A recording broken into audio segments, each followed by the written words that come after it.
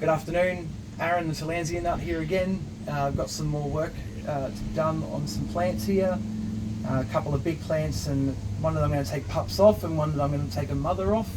The whole point is just to tidy them up before we get into winter and just generally clean them up and keep them in good health. So the first one to go with is Tillandsia Love Knot. So it's got this beautiful red colour, it's about to come into flower. It's definitely a nice sellable plant, except for last generation still hung on the bottom. So let's get rid of that now and make it presentable again. Just start by pulling off some of these obviously burnt leaves from the good plant that we want to keep, and that way we can get right underneath and see the mother that we want to take off. So I'm just going to go in there pretty roughly and try and pull the mother and twist it off.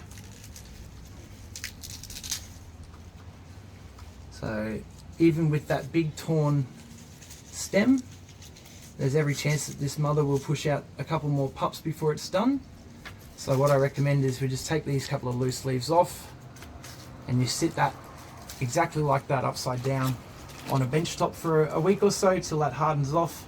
It'll go brown and woody and hard, and then just put a bit of wire around here, hang it upside down and see if it doesn't give you another 1 or 2 pups before it goes in the bin.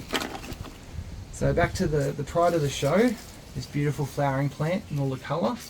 So we'll just keep going around the bottom here and pulling out these dead leaves and tidying up what was damaged because it was squished into its mum. And that is just about done there. So you'll notice these plants are all yard grown, they're not in greenhouses, so they do get spider webs and a bit of leaf litter. And for me, that's okay. That's how they live in the wild and that's how they thrive. I'm more interested in growing sort of big healthy plants than growing perfect show plants, so I don't mind a bit of leaf litter. But when you've got them on the table and you're cleaning up and pulling mums off, it's always good to just give them a tidy up and a tip out. And get rid of all of the rubbish inside so it doesn't lead to any other rot or fungus. And that one there is just about ready to go back out on a sales floor when I have my next show. And I've got one more to show off.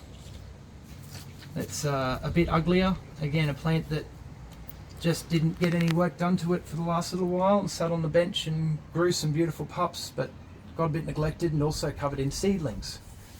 So these seedlings are big enough now that I'm very confident that they're Tillandsia Scheidiana seedlings. They're a pretty weedy thing in cultivation, so I'm not worried about keeping them at all. They're just going to come off, and I might stick the clump together somewhere, just in the base of a tree or something, but do be careful. If they have a tendency to seed well in your yard, you'll probably want to start pulling the seed heads off before they ripen and pop. This here, Tillandsia Leanne Riley, from the Riley family of Brisbane. And beautiful plant, really lovely multi-bract inflorescence when it comes up, and obviously I've enjoyed that and left it to shame afterwards. So this one's going to have to come out of its mount to be tidied and popped. So I'm just going to undo the wire around the base, and you see this one's been on wire for at least 2 years, and you can see the massive amount of root growth there.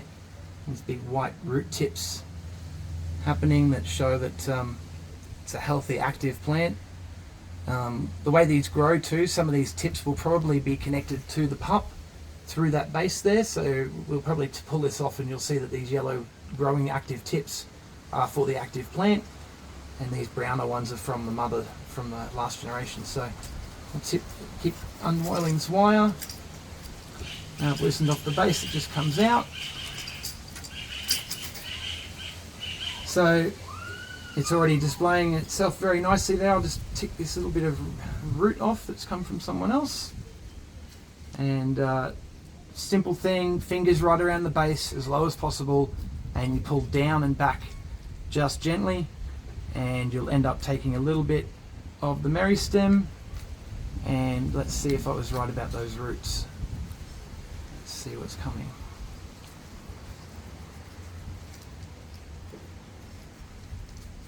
You don't have to normally be that precious about roots on a Tillandsia. I just wanted to see if I was correct in the assumption that the live roots would follow the live plant, and there you go. Out of that bundle is one plant with the roots fully intact.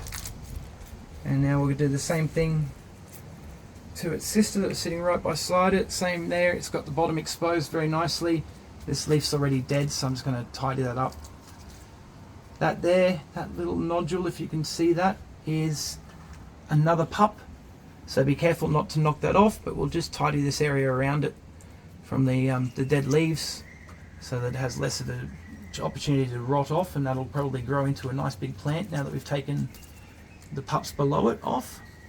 So you can see just in there the next pup just forming, that little horn. And we'll take this pup off now, just bottom, squeeze down and backwards. And again, live root tips have followed the growing juvenile plant. Very well attached in the base there.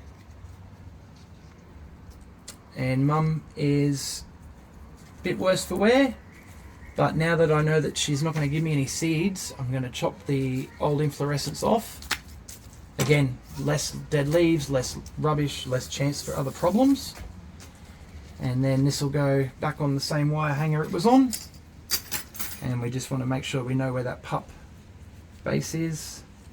And there's one there. We've actually got a second one just to the side of it there. It might be a bit better to see that little green pebble at the end of my little finger there is a new pup, and they come up as little platelets on the mother plants before they get any shape.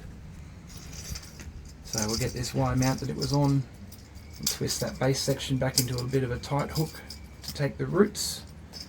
And because it's got a nice big root ball and we've got those pups coming, I'm going to grab the roots below it so the pups have got plenty of room to grow without being pinched on. Makes it easier for me next time in another 3 or 4 or 6 or 12 months, whenever I get to it, to take the next pups, that they are nice and proud of the wire and not squished in. So I'll just twist this wire up now and I'll show you a close-up of the bottom and how we've got the plant supported and safe but still growing.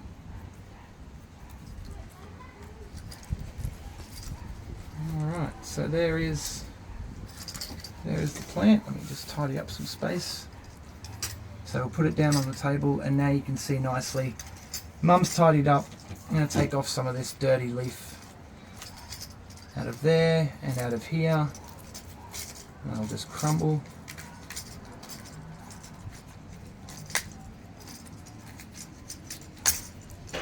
And you get these little cutters in there, get nice and tidy. And then you've got your next generation of plants coming up just here.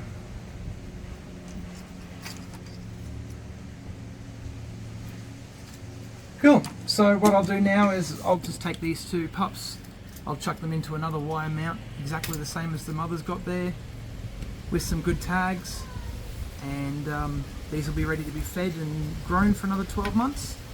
And then they can be put up and sold at an orchid show near me. Thanks guys.